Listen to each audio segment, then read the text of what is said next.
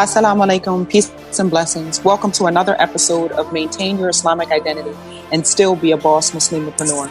I'm your host, Halima de Oliveira of BU and HD, and today I'm joined by my co-host, Youssef Kromah. Women often appear to suffer from the misconception that to be successful in business or accepted in society, they have to diminish or denounce their faith or beliefs. As a business coach, I have encountered women cross-culturally who face internal conflict regarding their religious identity, maintaining their family roles, and being their most authentic selves. I developed this podcast to help guide them back to reclaiming their faith, better define their Islamic roles so they can own their identity, live their absolute best life, and be a powerhouse in business. Okay. Assalamu alaikum, Youssef. Welcome. How are you? Wa rahmatullahi wa barakatuh. I am very well. How are you? I'm fantastic, alhamdulillah. So today's topic is a man's perspective of hijab in the corporate arena. But before we get into the topic, can you just please tell us a little bit more about yourself? You have the most dynamic life, alhamdulillah. So, I see the book, and this is not your first book you have written. I see there's another book that you have written. You're also a TV host, for Huda TV, and you're just doing a lot of great things for the community, not only where you are abroad. I'm so jealous right now. Okay. I so wish I was over there in some sun there, but alhamdulillah. So tell us about yourself. Well, my name is Youssef Kromah. I was born and raised in Philadelphia, but I'm actually a West African native from Liberia and Guinea. I was born and raised Muslim, alhamdulillah. I went to Al-Aqsa Islamic Academy in Northeast Philly for high school, and I went to LaSalle University. I majored in leadership and global understanding. But it was always my intention to, learn Islamic studies. So I really did secular studies to kind of make my parents happy and sort of ground myself, mature a little bit more. And then I decided to follow my dreams and come to move to Egypt to study Sharia and Islamic studies in Azhar University. So I'm currently in the process of doing that. At the same time, I'm trying to author books, prepare youth programs and things of this nature. And I'm also a clothing designer as well. So I manufacture and design clothing, men's and women's suits out of Egypt, bespoke, made-to-measure suits, and I ship to Europe and America. So alhamdulillah, I'm currently wearing a lot of hats right now, but I'm living my dreams, living my best life, as I often say. Alhamdulillah. And alhamdulillah, and what I really love, and this is what I try to help to convey to the listeners. So we have male and female listeners, Muslim and non-Muslim alike. And what I work to convey with them is that you don't have to give up your religious identity, whether you're Muslim or not, to be able to pursue these things. You can do all of this and still, be in full faith, prayers every day. Literally, I schedule my day around prayer time. Literally, this interview is going to end right before it's time for Dhuhr. And, my first call of the day is what I mean? It's after Fajr. And I just, I don't necessarily, before when I was, not as adherent to my faith, I would say, is, it was like the day and then, okay, how do I fit my Islam or how do I fit my prayers into the day? And now it's just not like that. So I'm so happy to hear that there are a lot of us that are out there that are working within our faith and doing some really amazing things. So, mashallah, may Allah continue to guide, bless, and reward you on this side and inshallah in the akhirah as well. Ameen. Ameen. Okay, so what I wanted to get really into is, what is your take on women's role in Islam? Subhanallah, I don't even know where to begin on this subject. The coming, let's begin with the advent of Al-Islam. And prior to, the arrival of the nubuwah of the Prophet Muhammad sallallahu alaihi wasallam in Mecca and in the world. What was the status of women? You saw that the women didn't have any rights. They were, men that would have, say, 30 wives and sort of abuse them. They were burying their daughters alive. It was something as an aib, as a sort of disgrace for someone to bear a daughter. Women were sold as slaves. They were abused. They didn't inherit anything. So there were so many injustices that was happening worldwide. And then here comes the Prophet Muhammad sallallahu alaihi wasallam with this sort of what we seem to want to achieve by feminism and these other things, but sort of giving justice to the woman, raising them, elevating them in society, giving their rights, preserving them, protecting them, really sort of like totally changing the perspective of the woman in Islam. And it gave them their rights. It talks about the sort of relationship that one should have with their mother. So in such a hadith where the Prophet ﷺ was asked, who is the person that deserves your suhbah, your companionship most? And he said, your mother. And he asked them 3 times. He said, your mother, and then your father. Such as the greatest female scholar that ever existed in Islam was Aisha, the wife of the Prophet Muhammad ﷺ. Such as that the Quran, would mention the rights and things of this nature about women in Islam. So the status of women in Islam is great. And if you want to know the true status, you look at the word ummah, you look at the word nation.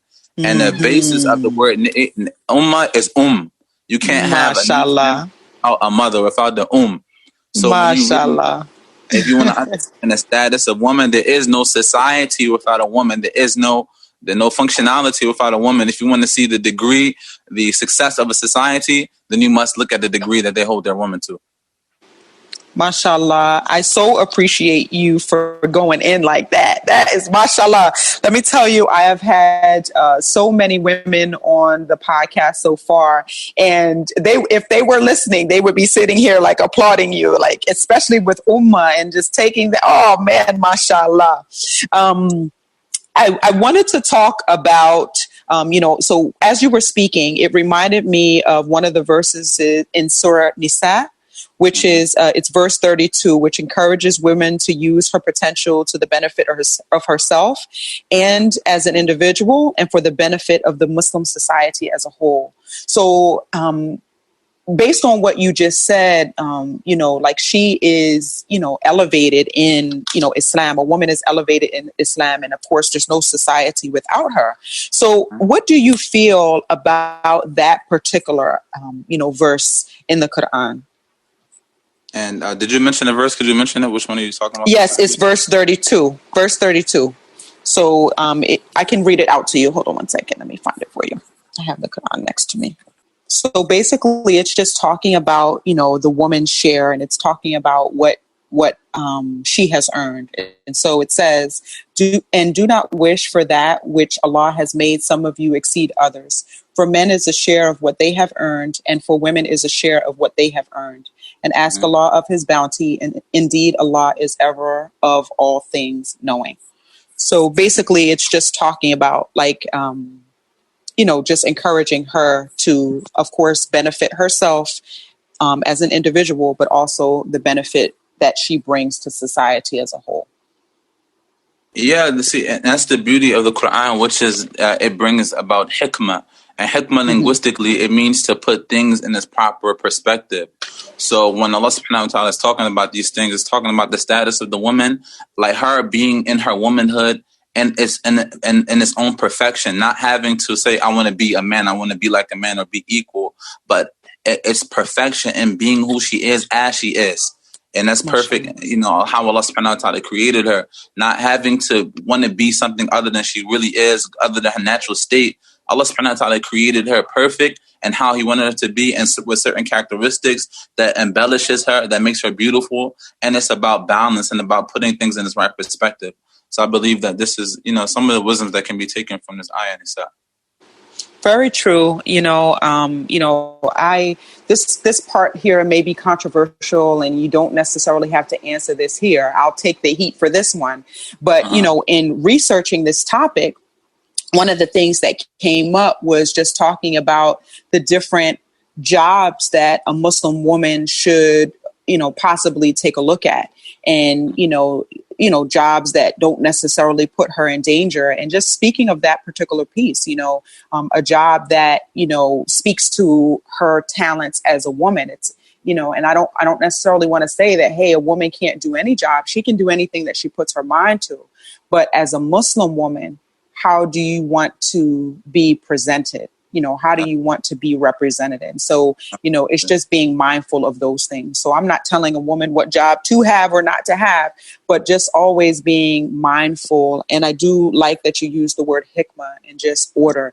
And, in Christianity, they talk about, God being the God of divine order. It's the same in Islam. And, Sure. just following that order, like, Allah, essentially made the male the provider because he can go out and pretty much do any job and, without, there being a barrier. Whereas a woman, there may be some things that are a barrier for her, either physical strength or just she may be in danger being in that particular job. So I did tread a little bit lightly there. I don't want to make anybody mad. Okay.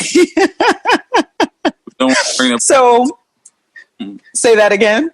So we don't want to bring the protesters out. No, we do not. We want to, we're in peace mode here. Peace. So do you feel that her being a boss Muslimapreneur, so when you think of boss and you just think of this boss woman that's just out there conquering the world, out there being bold and just amazing, do you think that the way that we've talked about, her role in Islam or a woman's role in Islam, do you feel that gets in the way of her being this boss woman? One of the very first episodes, I believe it was the second one, I apologize, I talked about Khadija radiallahu anha, and you will have a big argument about, wait a minute, Khadija radiallahu anha, she was this amazing businesswoman, and she's the reason why XYZ happened, and you'll have that as an argument. But do you feel that boss, does her actual role or the role that, as it's spelled out for her, does it get in the way of her being that boss woman? I think it depends on how we qualify the term boss woman. What does that look like? It varies from person to person, from business to business, from speciality to speciality. I think that the most important thing is that we have an Islamic framework according to the Quran and Sunnah. And, we have the scholars to sort of guide us along that track. Now, we have this framework to work inside of. Now, if being a boss woman, being a boss Muslima fits inside of this framework, that best, no problem. Where is the religion is free, it's wasi'ah. No need to make something tight that Allah made open for us. But if it doesn't, if being a boss lady, sort of infringes upon the Quran and Sunnah, this is when you begin to have a dilemma. Like today we studied tafsir, and it was talking an ayah that said that Ya ayyuhal ladhina amanu, oh you who believe, whenever Allah and His Messenger agree to something, you shouldn't have an extra opinion about it. It shouldn't be something, a third. If Allah and His Messenger says something, it shouldn't, oh well, this is how I feel about it, so I'm gonna do my thing. I'm gonna do me. This idea, me being a Muslima, being a Muslim comes first before anything else. So, so it's being a Muslima boss, not a boss Muslima, because being a Muslima comes before being a boss. MashaAllah. Your boss sort of, it be your bossness, it sort of should beautify, you being a Muslim, because it's an adab to everything. And really, the beauty of this is that if you, like in Islam, the concept of ihsan, of perfection, we do everything with perfection. So if you are being a Muslima boss, not only will you receive the reward of doing that, whatever it is you're seeking, financial success, worldly success, whatever you're looking for, but you will also get barakah. If you're waking up in the morning with the niyyah of, I'm going to provide for myself and my family, which is sunnah if you're a married woman, or if you're not, I'm going to provide for myself, but I'm going to do so in a manner that's pleasing to Allah subhanahu wa ta'ala, you will receive the dunya and the akhirah, because you're receiving ajr, you're receiving barakah. Because Allah allows us to do these things. So, if everything you do is from the concept of, I am doing this to be pleasing to Allah subhanahu wa ta'ala, Allah will put barakah in your work, He will give you worldly success, and you will find reward waiting for you in the akhirah. And vice versa. If you operate with this mindset of, I'm going to do me, and if it falls in line with Islam or not, that's wherever the chips fall, it may, You won't find any barakah in your work. Even if you have money, you won't find barakah. You won't find blessing in it. You'll have your worldly things, your house, your car, but you won't find sa'adah. You won't find happiness in it. They won't Absolutely. sustain you, because Allah subhanahu wa ta'ala is the one. He says, "Hal jazaa'ul ihsani ila al-ihsan." Is there any reward for good except good? So if you do good, Allah subhanahu wa ta'ala will reward you with good. That's one of my favorites. That's one of my favorite sayings. I believe I mentioned that a little bit ago with Sister, what was her name? With Sister Susie Ismail. We talked about that in a previous episode. And she talked about all of them. She talked about, Islam, and she definitely touched on Ihsan. And she talked about us being cognizant of that first. And so I love that you put that, being, Muslim, is should come first, and then everything else is secondary. And, and it's always every day. And I like that you talked about waking up every day. So literally every day it's reconnecting. So we can, read, motivational books, and they talk about, your intention, and they talk about, your affirmations every day. These can become our intention, and our affirmation every day is our intention to, make the money, or is our intention to, make the money so that we can provide for our family, or make the money so that we can benefit our, the ummah, or, the Muslim society. And so, one of the premises of this podcast is just that. It's just owning your Islamic identity and adhering to that first, and then everything else. And please, lay on us some more of the Quran and the Sunnah. Another goal of the podcast is for Muslims who are listening in, for them to pick up the Quran and read these ayats for themselves, or look for the hadith themselves. And also for any of the non-Muslim listeners that we have, for them to go ahead and inquire about it and study it and go look for it. The Quran is not a secret. You can buy the Quran anywhere. You can get the Quran for free, at any local masjid. So, just, expanding your knowledge. So I really appreciate you for shedding the light in the way that you did. And what would be, yes, yeah. Dear sister, this is a quick point. Yes. In my own personal life, as a someone who's seeking to be a student of knowledge, and also a businessman at the same time, like really all of the answers in my business, like my businessman, I don't have say books of Tony Robbins and all the other people. I read the Quran. I find a business module within the Quran and the Sunnah. For example, just yesterday morning, I was waiting on a business order for a significant amount of money. And because of this order, because we have a 6-hour difference, I was waiting for money to, for the person to send the money in my account. So for this reason, I was up early in the morning, waiting up all night, waiting for the order. Allah. Okay. Right? So I don't miss the Hajj. I don't miss my Qiyam al-Layl waiting for this money. And then Fajr comes in, right? Allah. So I don't want to go leave out the house and then, miss the opportunity for this business to come. So I said, I'm gonna pray Fajr in the house, right? So now I'm delaying Fajr, delaying it. And I was like, you know what? Let me just go ahead and pray. Wallahi, as soon as I got done praying Fajr, the money arrived in my ping, ping, right? Ping. And, what was the lesson?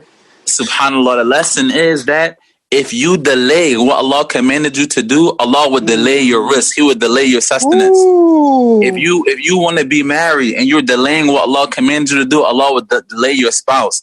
Like Allah will, and if you hurriedly do what Allah commands you to do, He will hurriedly meet you with barakah. So Allah is Razak. Yes. So by you doing what is beloved to Allah, He's not going to punish you for that. You're not going to miss out on anything when Ar-Razak is the one who's providing for you. So that was a good lesson in that. If you use the Quran and Sunnah as a business manual, man, the money, the risk, the things that you imagine you're going to receive, you'll get even better than that. Mashallah, that was the gem right there. We can end the call now. I don't even need to ask the last two questions. You dropped it right there. A business model is in the Quran. It is. I mean, Mashallah. Even like some people that complain, like, oh man, I'm broke. I don't have, any money. And there's hadith where the Prophet talks about a surah al-Waqiyah. If you read it every night, he promised us that Allah will never bring poverty upon you. So when I meet people that say, oh, I'm struggling in my affairs, like, did you read surah al-Waqiyah? Did you ask Allah on the last Thursday of the nights? No, I didn't. Then you really don't want Right? financial success. You don't. And Because you you have, know, and what, not to cut you off, but just to talk about tahajjud, like literally, it's a part of my practice. It is a part of my prayer. It's not, and the more that you do it, and I want to use the word burden very, very lightly, because this prayer is not a burden, but that getting up is no longer a chore. It's no longer hard. Allah wakes you up. that's right. It's easy. I promise you, 3:00 comes. I look at the clock, 3:00 comes. It's an immediate thing. And I wake up immediate. It's not a chore to wake up. When you get out of the habit of it, it's a chore trying to come back. But once your sincerity is there, your intention is there, he just does it for you. Alhamdulillah. So it's just about, he loves consistency, and he will reward that consistency with good. Yeah. Alhamdulillah. Yeah. Subhanallah. So what is your advice for women working in the corporate arena? So just to set up, kind of the prelude to that question, it's actually, kind of a loaded question. So right now, what we're going through a lot as far as Muslim women are concerned, and we've been going through a lot for a long time, but particularly now in the political climate that we're in, et cetera, which is why I love the name of your book. So we're going to talk about that a little bit later, but the name of the book is Woke in Wake of the Wide Awakening, and it's still a pre-order, correct? It's not out yet. No, it's out. It's out. Yeah. It is out. Okay, perfect. So you guys can go ahead and get that, and I'll let you give them the information on how to order the book. But what we're living in right now, the climate that we're living in, basically, I looked this particular part up, and I'm actually studying this for another project that I'm working on. But according to a report by Thomson Reuters, Muslim consumers' spending on food and lifestyle products and services was estimated at $1.8 trillion globally in 2014. And it's expected to reach $2.6 trillion in 2020. And 50% of the new Muslim startups are run by women. So basically what this means is that two things are going to happen. There's going to be a large influx of women going into entrepreneurship, and there's going to be a large influx of women just going into business, period. Going into, new careers and stuff like that. So it's how is the world preparing for that? And I have been in different rooms talking about diversity and inclusion, et cetera, et cetera. And I was the only Muslim covered woman at the table, I want to say. So when I say, what is your advice for these women working in the corporate arena? How do they kind of start preparing themselves for, what's to come? Some of the Muslim women are not covered. Some of them are. How do they prepare themselves? Yeah, I say that the most important thing is one of our teachers said. He said, "Al-ilm qabla qawli wal-amal." That knowledge precedes speech and action. And the word he said usually is literally amal, so you can say work as well. So he said that before you do anything, before you say anything, before you act, you should have a knowledge of what you're doing. So a knowledge of what does Allah subhanahu wa ta'ala want from me? What is required of me? How do I get into this business? If I'm making this money, how do I pay zakat upon it? What's haram? What's permissible? What's yajuz? What's mustahab? What's beloved? So to know all of these things from an Islamic perspective, so that I can save myself from the anger of Allah subhanahu wa ta'ala, from the curse of Allah, from Allah subhanahu wa ta'ala taking the barakah, taking the light outside of my business. If I want to be blessed, if I want to be in a state of blessing, what do I need to do to have the acceptance of Allah? So that knowledge is very, very, very important. And once you operate from that perspective, from a place of knowledge, then you can speak about it.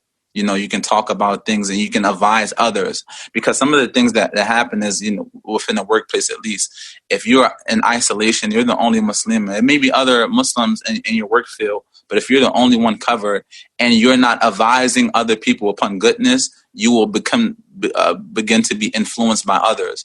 So what you want to do is create a circle of influence. So if you are a Muslim man in your workplace and you do find another Muslim or someone that's not even Muslim, but you want to create a circle of people that understand you, understand your religion, understand your parameters, and understand this is how I'm operating as a Muslim.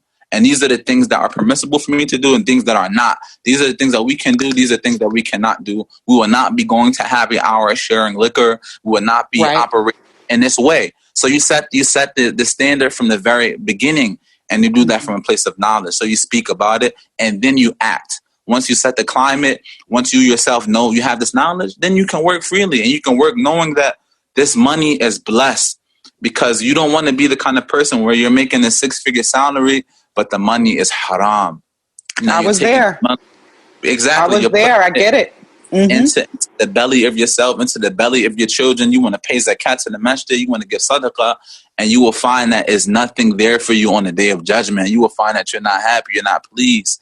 So this is something that's very dangerous. Like the Prophet mentioned about a man that will come, he'll be in a place begging Allah, asking Allah for sustenance, for help.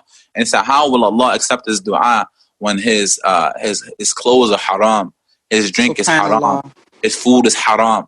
How does he expect Allah to answer his dua when from foot to toe, everything about him is haram because of the money that he earned? SubhanAllah.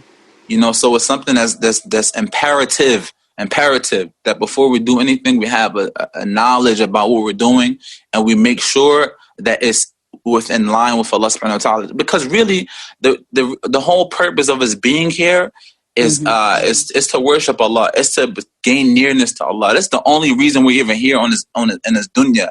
So everything should be filtered through the pleasure of Allah. If you can live your life, for certain, like the father of Imam Bukhari, he said, I'm not sure about any of my actions. I don't know if Allah will accept anything I've ever done in my life.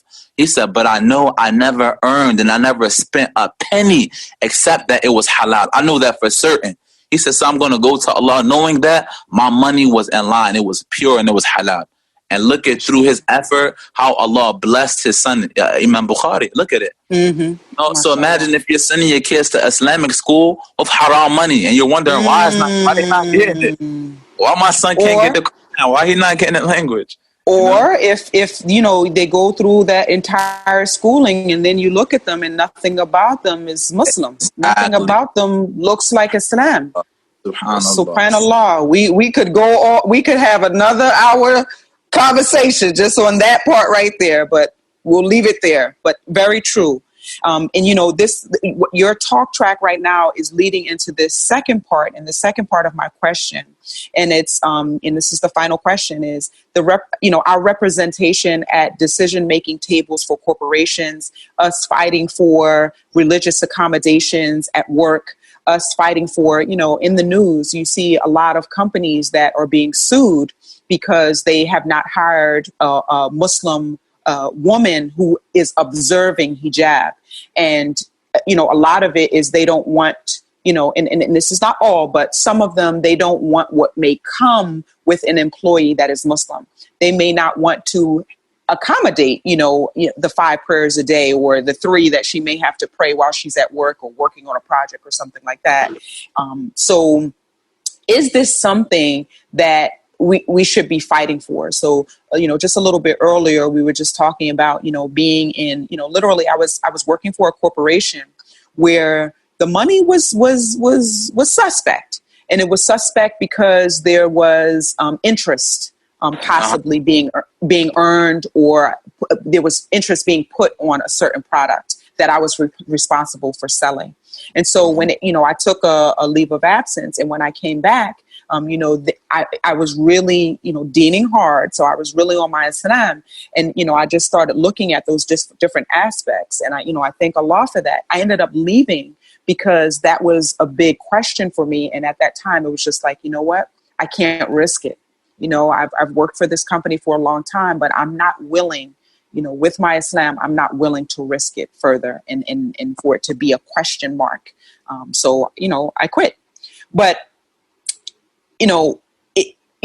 having these accommodations, having all of these things for us, fighting for women that may have been either terminated because, yesterday they didn't wear hijab and today they are. And now it's like, well, what are you doing? Now you can't represent the company. Should we be fighting for this? Absolutely. We should. I mean, as American citizens, we have rights, so, and those things are very clear cut. So whenever our rights are infringed upon, then we should definitely fight for it. Because what's the harm of someone, for someone praying, for someone fasting and these things, it should be understood that this is a part of my identity. This is a part of my Americanness. You have people fighting for LGBT rights, people fighting so both people can use the bathroom and things of this nature. Why can't we fight to make prayer? Why can't we fight to fast, to wear our the proper garment in the workplace? So these aren't things that are sort of that's going to, disable us from doing our jobs correctly. No, they will enable us to be better workers, to be better citizens. So Definitely we should be fighting for these things. Mashallah. So I knew that was going to be a short answer because we kind of went in on it with the question before. So the name of my company is BUNHD. So Be Yourself in High Definition. I ask this of every person that I invite to come on. What does it mean for Youssef Kromah to be him in HD? SubhanAllah. And this is something that I'm learning every day, which is that I used to live, just a bit of transparency, I used to live my life in such a way that I wanted everybody to be pleased with me. Right? And this is what Dr. Sherman Jackson calls performative Islam. And this is something that we all suffer from to a certain degree. And it's a degree of hypocrisy, which is that everybody has two faces. You have a face that you want people to see. You present yourself in a certain way, particularly on social media. You speak a certain way. You may post hadith and ayat, but then behind closed doors, you live a certain sort of life. So for me, for a long time in my life, the two faces, they weren't identical. I wanted everybody to be pleased with me. So I would, sort of put this front on, a performance. And then something happened to me a few years ago, an atrocity where I began to see how people turned on me. Like I saw a post the other day that said people would turn on you without a left or right signal. They would turn on you so fast. With no signal. With no signal. So fast. So something happened, and then I saw people the same people that I was, struggling so hard to be pleased with me, to put up a front for. These people turned on me. So I began to think, subhanAllah, I found myself calling on Allah, like, yeah, Allah, please. The only friend I found in this state was Allah subhanahu wa ta'ala. And then Allah brought people into my life to defend me, to defend my honor in a way, people that I wouldn't have even thought of. Some people I didn't even know. Allah, brought some help. So I thought to myself, wow, like Allah subhanahu wa ta'ala is the only reality. As he says in Surah Al-Rahman, كُلَّ مَنْ عَلَيْهِ حَفَانٌ وَيَبْقَى رَبِّكَ ذُو الْجَلَالِ وَالْإِكْرَامِ, that everything in this world will perish, and the only thing that will remain is Allah subhanahu wa ta'ala. So now my entire mindset has changed. I live my life to, so that Allah can be pleased with me. If I have a shortcoming, alhamdulillah, this is my shortcoming. And then I begin to find, spaces in the Quran and Sunnah. For example, the Prophet ﷺ was speaking with Umar, and he said that a person will not be a true believer until they love the Prophet ﷺ more than they love their wives, more than they love their children, more than they love this dunya. And it's amazing. What did Umar say? He said, Ya Rasulullah, and this is his companion. He said, I love you more than I love my wife. I love you more than I love my children. I love you more than anything in this dunya. He said, but I don't love you more than I love myself. Now, can you imagine if the Prophet ﷺ was asked me or you, right? Do you love me more than you love yourself? Oh, yes, Rasulullah. I love you so much. You the most beloved, right? All right? But he felt comfortable enough to be real. Like, Ya Rasulullah, I haven't reached that level yet. So what the Prophet said, yeah, Umar, you have some growing to do. He didn't rebuke him. Oh, you're not a mu'min, you're not a believer, you're not my companion. No, you have some growing to do. So Umar began to think, like, subhanAllah, what do I, like, where would I be without the mercy of Allah subhanahu wa ta'ala? Where would I be without the guidance, the leadership, the teaching, the cultivation of the Prophet sallallahu alaihi wasallam? He said, nah, I love this man more than I love myself. So he said, Ya Rasulullah, I love you more than I love myself. And he said, Ya Umar, now you have arrived at the level of belief. So if you look at the tradition of the Prophet ﷺ, he accepted people as they were. So now me as a Muslim, you're not going to, I don't have to put myself at a level that I'm not. I'm growing, I'm loving myself, I'm appreciating myself. My shortcomings, I'm accepting those things. I'm learning from them. So in this way, I'm living in high definition because I see myself with a clearer perspective. I see my faults, my shortcomings, and I love myself in spite of that. I see where I need to grow. I see the level I haven't reached yet so I can grow. Now I don't have to perform for people. I don't have to put on a show. I can be myself. I can be uniquely me in high definition. For those sisters out there, particularly, if you are struggling with hijab, sister, you don't have to put up a front for people. Be you. Be sincere to you. So, listen, this is me. This is something I'm struggling with. Perhaps Allah will bring somebody that will help you. But if you're faking it, if you're wearing hijab and you have bad akhlaq, if you're wearing hijab and you're doing other things that that don't coincide with Islam, you're gonna do more harm than good. So it's better for you to be real, to be you in high definition, and say, listen, I'm not there yet, but I'm still making my salah. I'm not there yet, but I still have the akhlaq of a Muslim. I'm not there yet, but I'm still asking Allah to make me better, to allow me to arrive to that level. That's what I call being yourself in high definition, knowing who you are and being comfortable in your own skin and step out and say, this is me. And this is me. And this is what Allah subhanahu wa ta'ala willed for me. And when he wants me to get to the next level, I'm going to get to the next level. Alhamdulillah. And, brother, alhamdulillah, to what you just said. And I appreciate you for bringing up the hijab piece and just talking directly to, a sister that may be listening to this, inshallah. And that, what I will tell you is that hijab is a journey. And, for hijab is so a journey. And, I look at, there was like this meme or something like online, maybe like 2 or 3 years ago. And the meme had like this, Muslim girl, like she was styling and profiling. Then like the next part was her hijab was a little bit longer, but still styling. And then like the next picture after that was like, it was a longer hijab and then her top was a little bit longer. And then, it just kept going like that until the final one was her fully covered in full, abaya and hijab. And it's a journey. And even, and what I also want to talk about is hijab is not just specific to Muslims. It's anyone who worships a deity. When you translate the word hijab, it's anyone who worships a deity. It's that covering that their deity provides. So you, as a Muslim man, you have your hijab, and then hijab, like you said, is not just about what you're wearing on the outside. So it's not just about, hey, let me wrap this up, but you haven't prayed any of your prayers today. The last time that you called upon Allah was, who knows when. So, and I was one of those people, I struggled with hijab for a long time, and I didn't feel like I was doing myself, I felt like I would do myself a disservice and also be a hypocrite to Allah subhanahu wa ta'ala by putting on a hijab and fronting like I was good when that's not where I was. I only put hijab back on when hijab was in my heart, when I had that connection. The Wi-Fi was going all the way up to Allah,